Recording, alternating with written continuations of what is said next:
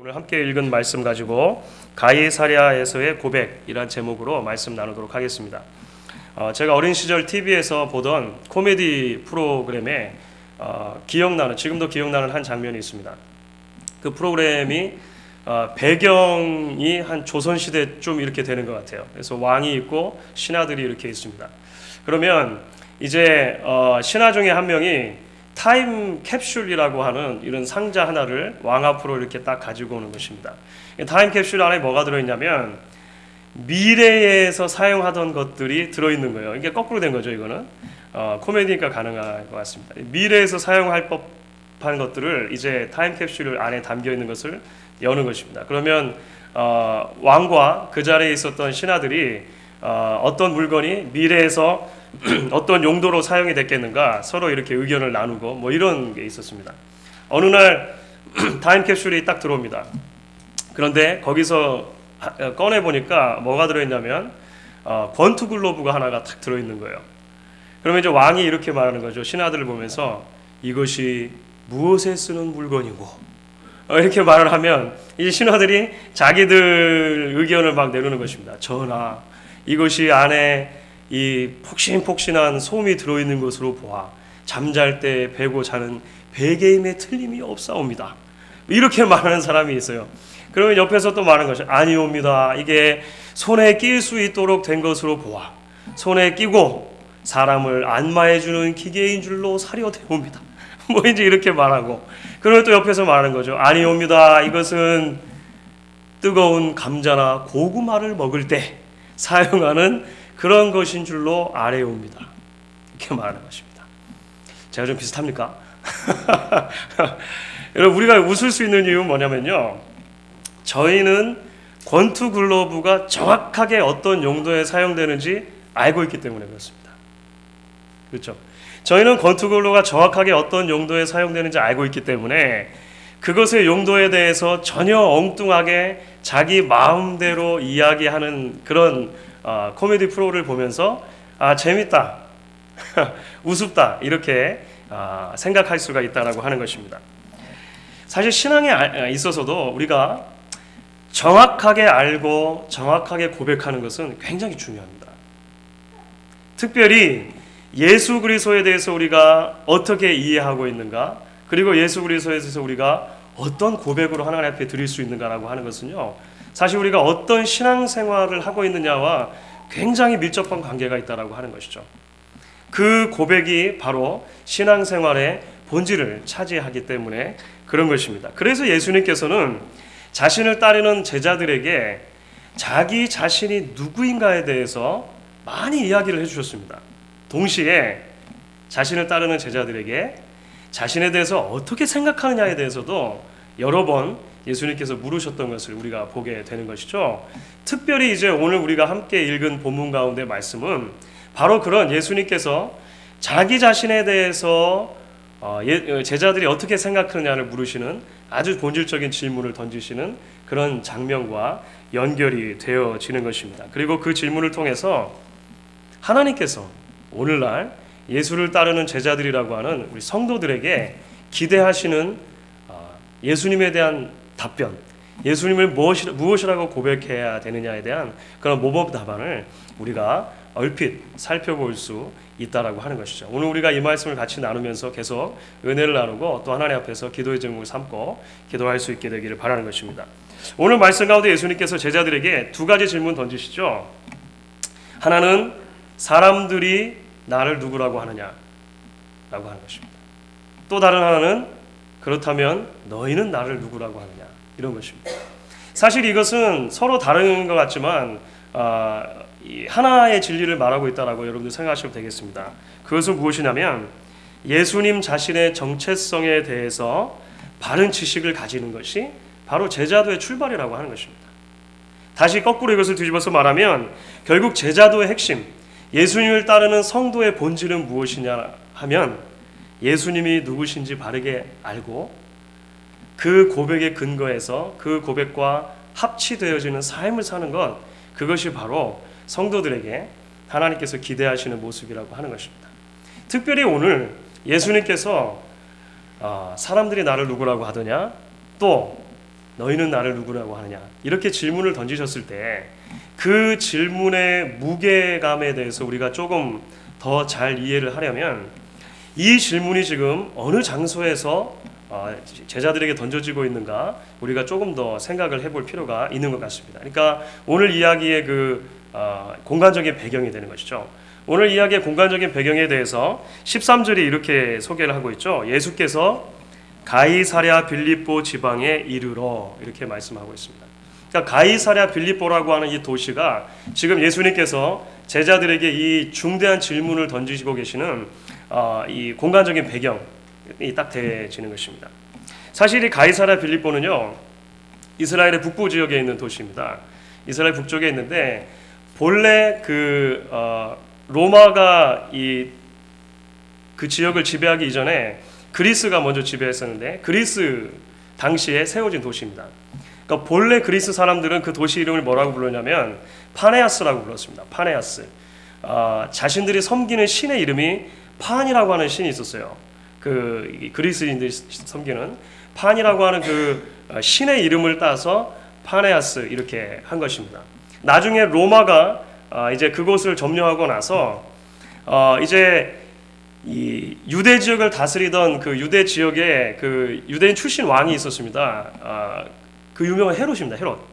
그렇죠. 그래서 이제 로마 정부에서는 그런 이제 지역의 왕들이 있으면 그 로마 정부에서 그 지역을 다스릴 수 있도록 이렇게 그 힘을 보장해 줬어요. 보장해 줬는데 그 헤롯 대제에게 이제 로마 정부에서 이 파네아스라고 하는 지역을 이제 이렇게 하사를 한 것입니다.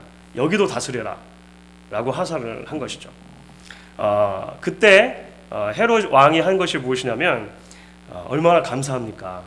그래가지고 황제를 위한 그 신전을 그 파네아스라고 하는 지역에다가 가이사랴 빌립보죠. 나중에 거기다가 지었습니다. 황제를 위한 신전을 짓고 그 다음에 황제의 모형의 이 조상을 만들어 가지고 거기에다가 놓고 사람들이 그때부터 이제 황제를 숭배할 수 있도록 그렇게 만들어 준 것입니다. 헤롯 왕의 이제 여러 아들이 있었는데 다 헤롯이라고 불려가지고 사실 여러분들 성경에 특별히 이제 복음서를 보시면 같은 헤롯이 아니고 여러 헤롯이 등장해요. 사실 좀 복잡합니다. 복잡한데 하여간 그 중에서 필립이라고 하는 또 아들이 있었습니다. 그 필립이 나중에 다시 유대 지역에 이제 그 아버지를 이어서 왕이 됐을 때 그 동네 이름을 그 파네아스라고 원래 불렀던 이름을 뭐라고 불렀을까요? 그렇죠. 가이사랴 빌립보.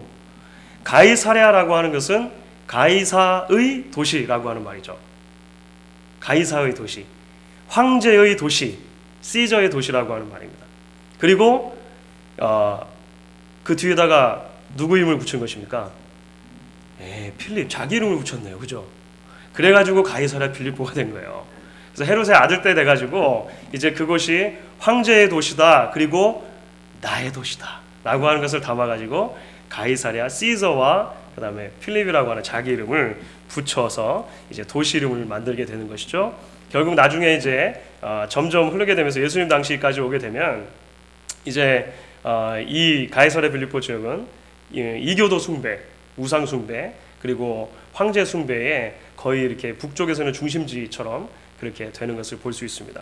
결국 가이사랴 빌립보는 우리가 어떻게 이야기할 수 있습니까? 황제의 도시입니다. 황제의 도시. 그렇죠. 황제의 도시.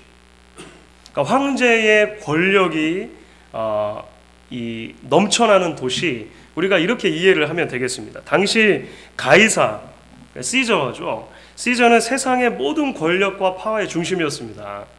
그렇죠.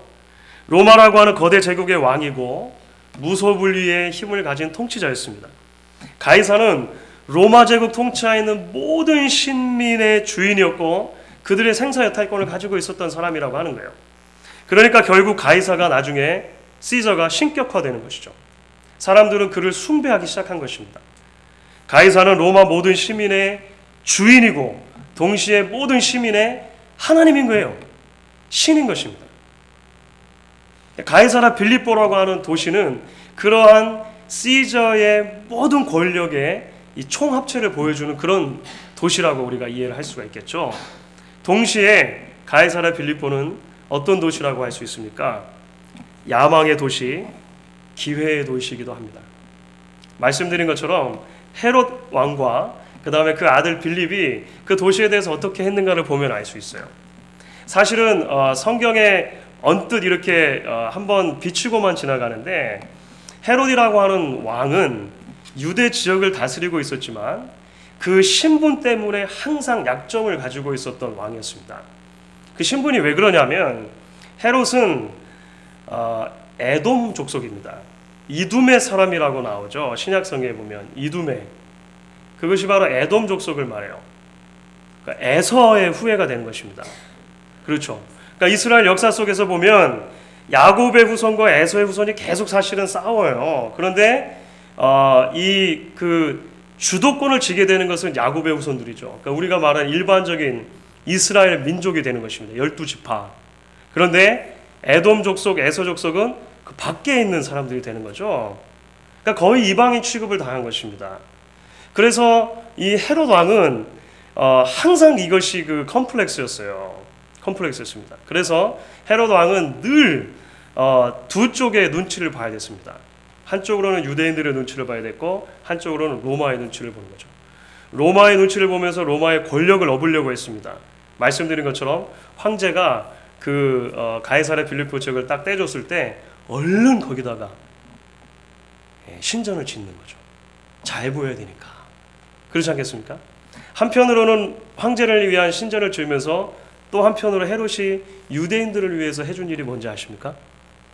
유대인들을 위한 성전을 짓는 것이었습니다. 2차 성전 뒤에 이제 성전이 많이 망가졌어요.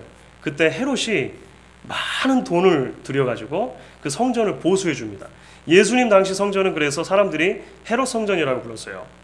제3성전입니다. 세 번째 성전인데 헤롯 성전이라고 불렀어요. 그러니까 헤롯이라고 하는 사람은 항상 그런 야망과 그런 눈치를 보면서 살았던 사람이라고 하는 것이죠. 그 아들 때 가서 빌립은 어떻습니까? 아예 그냥 그 이름을 가이사랴 빌립보, 시저 플러스 나 이렇게 되는 거잖아요. 시저 플러스 나 라고 하는 도시 이름으로 지어줬다라고 하는 것입니다. 이제 그 가이사랴 빌립보에서 예수님께서 제자들에게 물으신 것입니다. 사람들이 나를 누구라고 하느냐? 예수님이 물으셨어요. 제자들은 처음에 이렇게 대답했습니다. 죽은 세례 요한이 살아났다고 하는 사람도 있고요. 옛 선지자들 중에서 훌륭한 선지자였던 엘리야나 예레미야가 살아났다고 하는 사람들도 있습니다. 그것도 아니면 그냥 선지자라고 하는 사람들도 있더군요. 이렇게 이야기를 했습니다. 예수님께서는 그 질문에 이어서 바로 제자들에게 다시 질문하시죠.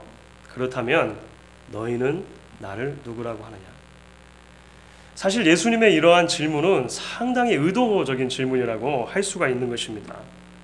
황제의 도시, 권력의 도시, 야망과 기회의 도시인 가이사랴 빌립보에서 그 의리의리한 황제를 위한 모든 건물들을 다 뒤로 놔두고 너희에게 있어서 나는 누구냐?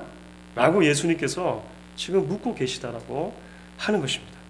사랑하는 성도 여러분, 가이사랴 빌립보는 오늘날 우리가 살아가고 있는 시대와 별로 다르지 않죠. 저마다 성공을 위해서 분투하며 하루하루를 버겁게 살아가는 우리에게 오늘도 예수님께서 물으실 것입니다. 사람들이 나를 누구라고 하느냐? 그리고 또 이어서 우리에게 물으시겠죠.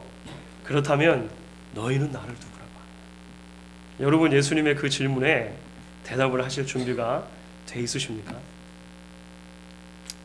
자, 오늘 본문 가운데 계속해서 이어지는 이야기는 이제 예수님께서 던지신 그런 질문에 대해서 제자들을 대표해서 베드로가 대답하는 장면이 나오는 것입니다. 그렇죠?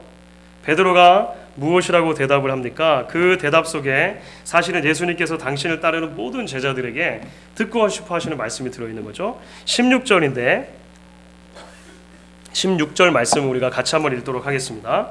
시몬 베드로가 대답하여 가로되 주는 그리스도시요 살아계신 하나님의 아들이시니이다. 베드로가 이렇게 고백했습니다. 저희가 너무나 잘 아는 고백입니다. 1차적으로는 베드로가 이 고백을 통해서 어떻게 이야기하고 있는 것입니까? 주님, 당신이 바로 그리스도십니다. 구약에서 예언한 그 메시아가 맞습니다. 우리를 구원하시기 위해서 오신 살아계신 하나님의 아들 맞습니다. 라고 베드로가 고백하는 것이죠. 그것이 1차적인 의미가 될 것입니다. 하지만 예수님께서 던지신 질문의 그 무게를 우리가 다시 생각하고 베드로가 지금 던지고 있는 이 답변을 다시 한번 생각해 보면 베드로는 지금 이렇게 이야기하고 있는 것과 마찬가지가 되는 것입니다. 황제의 도시, 성공과 번역의 도시 가이사랴 빌립보에서 베드로가 지금 고백하는 것은 무엇입니까? 가이사가 내 인생의 주인이 아니라 예수님이 내 인생의 주인입니다. 고백하는 거죠. 가이사가 나의 신이 아니라 예수님이 나의 신입니다. 하나님입니다. 지금 베드로는 그렇게 고백하고 있다라고 하는 것입니다. 이 세상은 성공의 원리, 기회주의 원리가 판을 치고 있지만 저는 그리스도를 위해서 살아가는 것이 가장 가치 있다고 믿으며 살겠습니다. 라고 지금 베드로는 고백하고 있는 것입니다. 사랑하는 성도 여러분, 본질적으로 예수님 당시를 살아가는 성도들은 둘 사이에서 선택하며 살아야 했습니다. 시저가 주인이라고 고백하며 살 것인가? 그리스도가 주인이라고 고백하며 살 것인가? 그렇죠. 시저는 나의 지금 삶 속에 굉장히 깊숙이 들어와 있는 실체 존재입니다. 그에게 충성을 하지 않으면 언제라도 죽을 수 있어요. 그런데 성도들은 항상 이 땅을 살면서 시저가 주인인가? 크라이스트가 주인인가? 그리스도가 주인인가? 고백하며 살아야 했다라고 하는 것입니다. 여러분, 제자의 본질은 지금도 변하지 않는 것 같아요.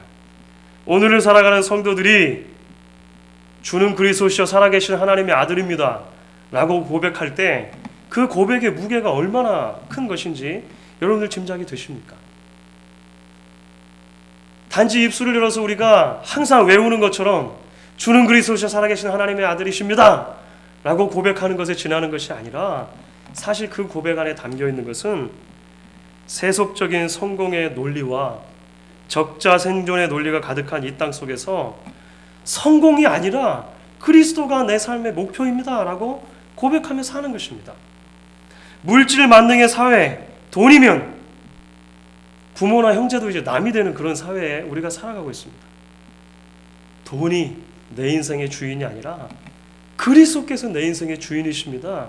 고백하는 것이 그 안에 담겨져 있는 것이죠. 이 땅에 발딛고 살면서도 우리의 영원한 가치와 궁극적인 소망은 눈에 보이는 세상이 아니라 하나님 나라에 있습니다. 그렇게 고백하며 살아가는 것입니다. 여러분들 많이 들어보셨겠지만 짐 엘리어트라고 하는 선교사가 있습니다. 짐 엘리어트. 그 짐 엘리어트 선교사에 대한 이야기가 몇 년 전에 그 End of Spear라고 창 끝 이렇게 아마 번역될 수 있을 텐데 영화로도 나왔어요. 참 좋은 영화입니다. 그 선교사의 일대기를 볼 수가 있어요. 짐 엘리어트라는 선교사가 이제 신학교를 졸업하고 20대 후반의 젊은 나이에 친구들과 함께 총 5명이서 이 남아메리카의 이제 원시 부족이죠. 아우카족에게 선교하러 가는 이야기입니다. 그들이 가자마자 순교를 당했어요. 그 이야기 여러분 너무 잘 아시지 않습니까?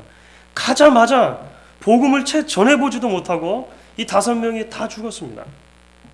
나중에 선교부에서 그들에게 연락이 안 닿아서 찾으러 갔다가 그 참혹한 시신이 강가에 널려 있는 것을 발견했고 사진을 찍어서 그대로 이제 미국 신문에 나게 됐어요. 그때 미국은 전체적으로 다 충격에 빠졌고 특별히 신문들마다 이제 대서특필하면서 이렇게 제목을 잡고 보고를 했습니다. What a waste. 얼마나 큰 낭비인가.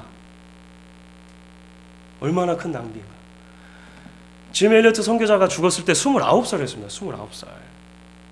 이 젊은 청년들이 남미에 가가지고 복음을 전한다고 하고서 그렇게 죽어버린 것이 얼마나 아까운 일인가 다 그렇게 얘기했어요.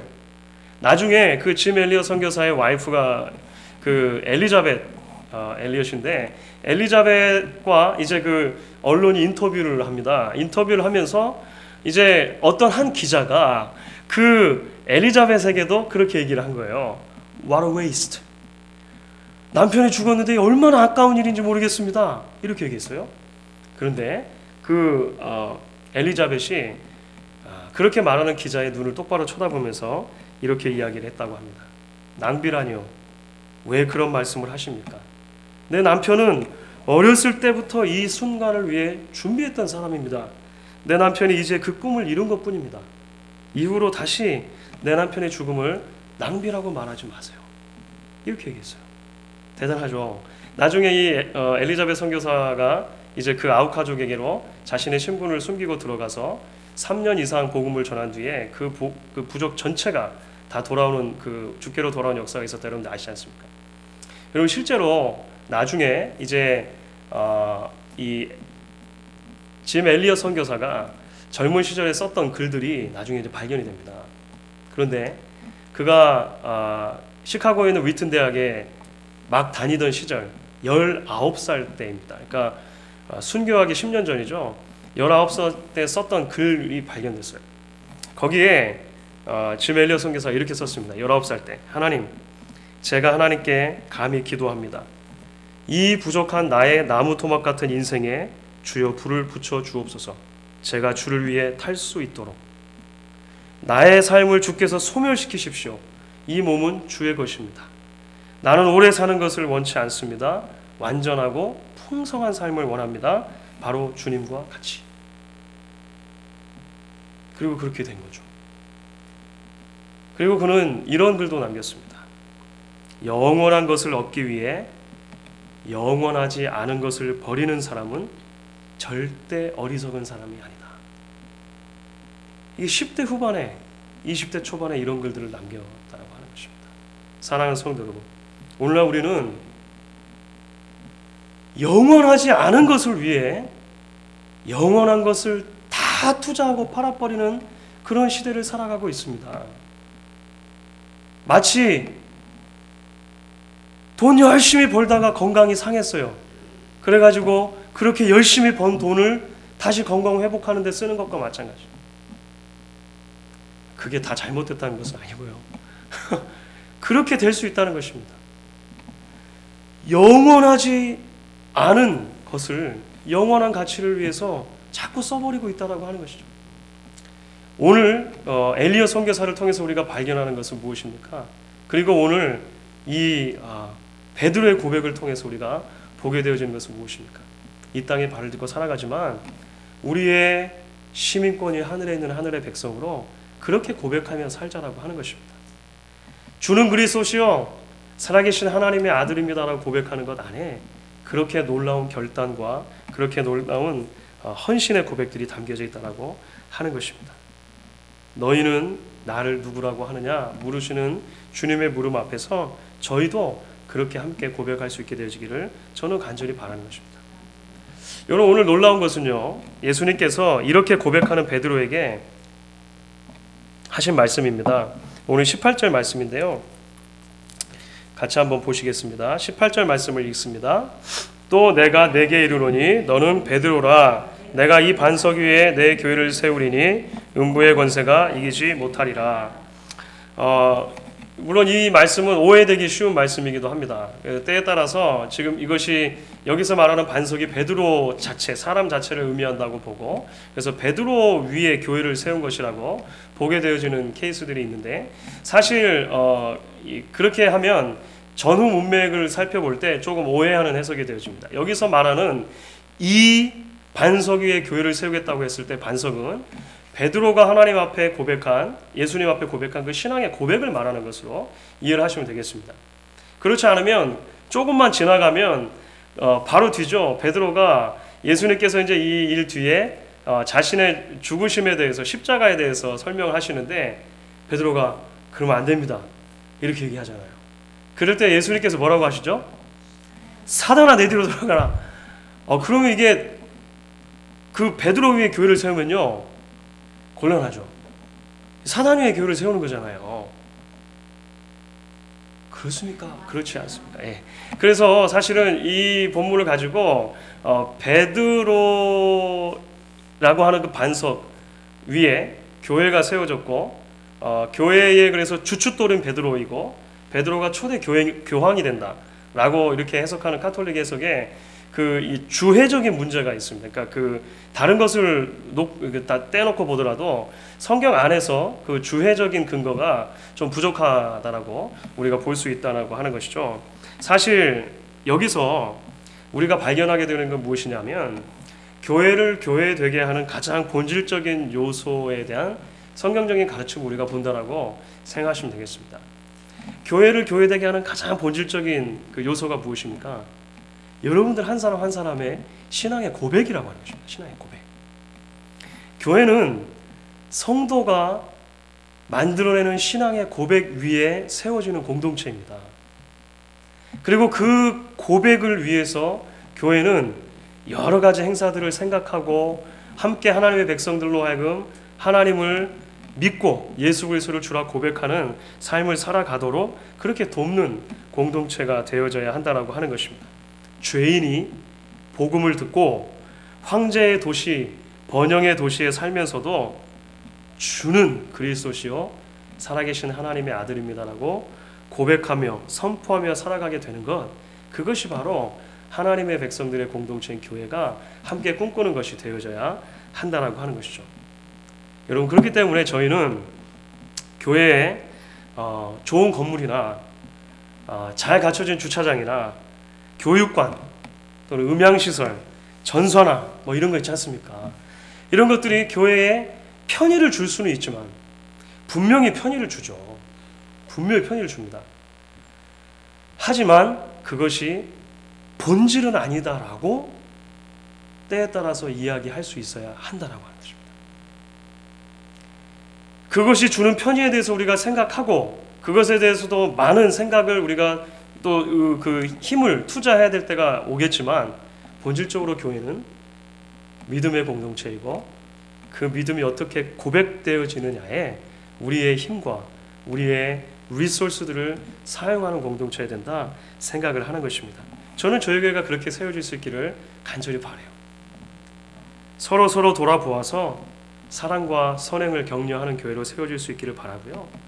누군가 삶의 무게에 짓눌려서 힘들어하거나 믿음의 선한 싸움, 주가 그리스도시고 살아계신 나의 하나님이다라고 고백하는 그 고백대로 살아가는 것을 포기하고 싶어질 때 우리의 주인이 가이사가 아니라 그리스도인 것을 잊었습니까? 우리가 서로 격려할 수 있는 공동체가 될 수 있기를 바라는 것입니다. 우리의 소망이 이 세상이 아니라 영원한 하나님 나라에 있는 것이 아닙니까? 우리가 서로 격려할 수 있게 되어지기를 바란다라고 하는 것입니다. 오늘 저녁에 우리를 이러한 결단과 고백으로 초대하시는 예수님의 부름 앞에 믿음으로 응답하는 저와 여러분 될 수 있기를 주의 이름으로 간절히 부탁드리는 것입니다.